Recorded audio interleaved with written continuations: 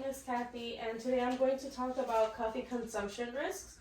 Coffee consumption creates health problems that must be addressed.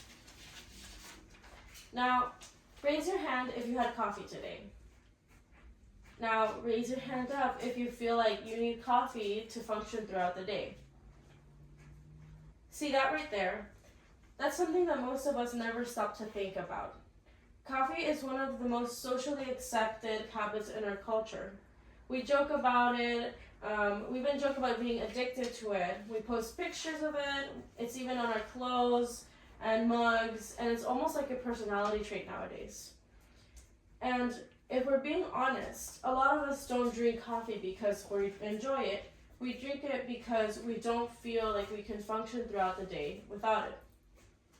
Now imagine if somebody said, I can't think, I can't talk, and I'm irritated until I have this substance. Now, for almost any other case, that would be something very concerning that we wouldn't joke about. However, when it comes to coffee, we laugh about it and we almost accept it. And the truth is that coffee has become more than a morning drink. For many people, it controls energy, our mood, our focus, and our sleep. This is a problem that we don't talk about enough. Today, I will talk about why we should reduce our coffee consumption and avoid coffee to improve our health.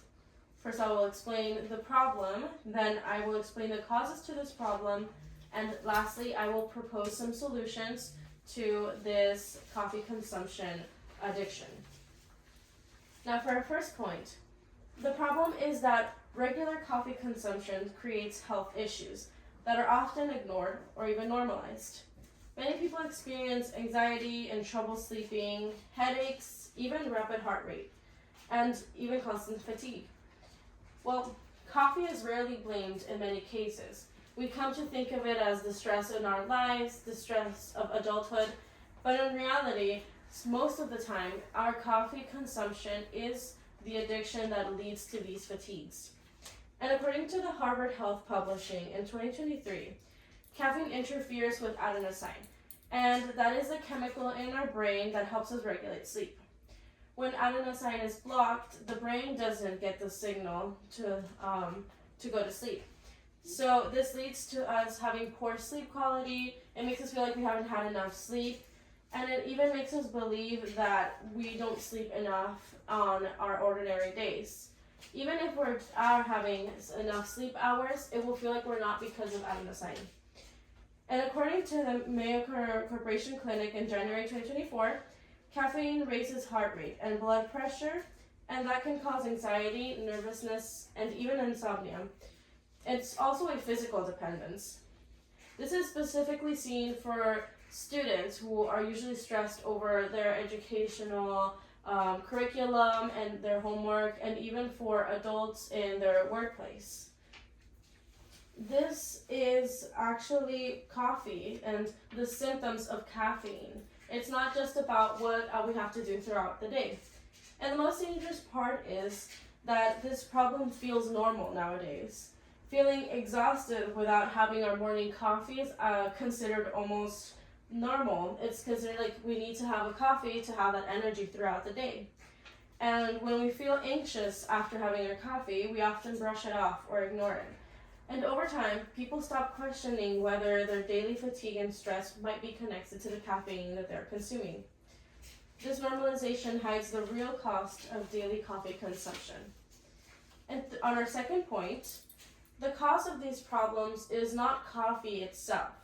It is caffeine, the stimulant found in coffee that directly affects the nervous system. Caffeine works by overstimulating the brain. While this can create temporary alertness, it also disrupts the body's natural balance.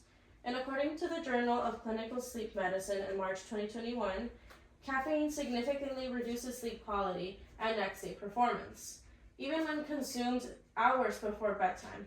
This means that evening coffee we're having or early afternoon coffee is still going to affect our sleep, even if we take it early. And it can even affect our sleep for the rest of the following days.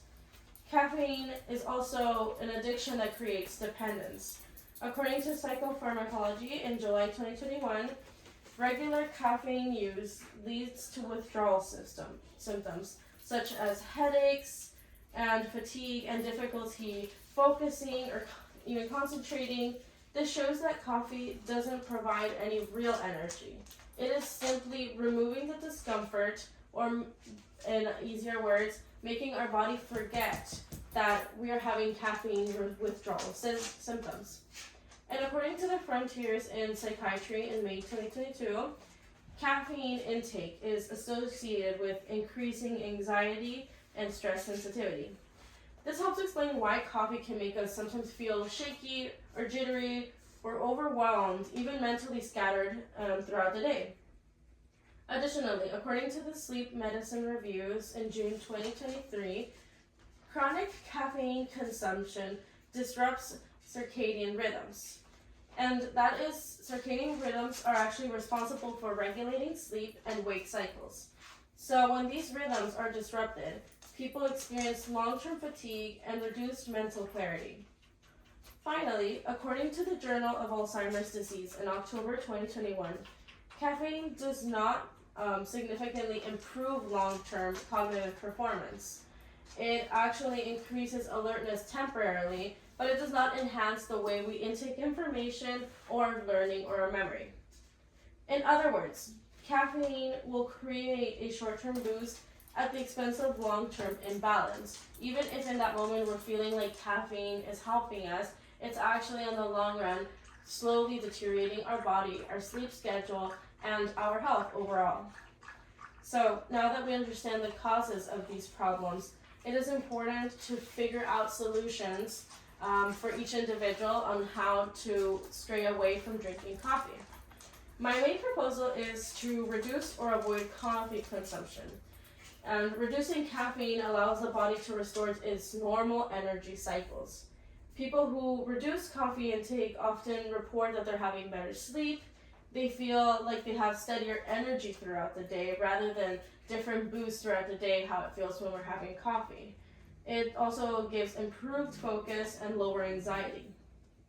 And according to Nutrients in February 2024, reducing caffeine intake improves sleep recovery and helps restore normal sleep patterns.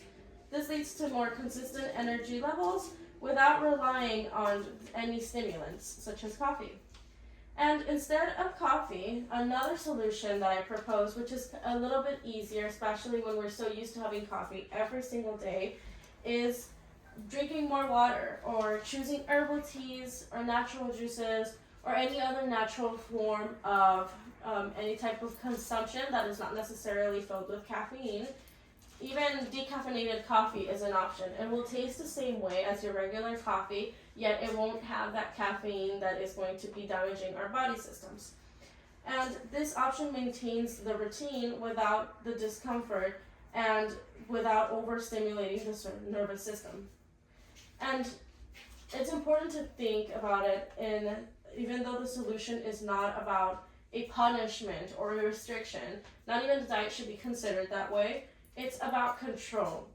When we stop depending on coffee to function, we're allowing our bodies to restore themselves naturally and operate in the natural way instead of being artificially stimulated. Conclusively, coffee consumption creates health problems that must be addressed. Today I explained how coffee contributes to anxiety and sleep deprivation, and that physical dependence and long-term fatigue due to caffeine. I showed that caffeine is the cause of these problems, and I presented reducing or avoiding coffee as a realistic but very effective solution. And even though coffee may be helpful in the moment, but convenience doesn't always equal health. Sometimes the habit we question the least is the one affecting us the most. So next time you're reaching for that coffee in the morning or looking to have another coffee throughout the evening, just pause and ask yourself, is it giving me more energy? Is it helping me in my health? Or is it just managing a problem of caffeine addiction that I have helped to create? It is better to choose natural forms of energy, such as morning jogs, and also just doing physical activity throughout the day, even having a good morning schedule or overall weekly schedule will help improve our energy levels. So it's better to choose a natural form than the stimulants. Thank you.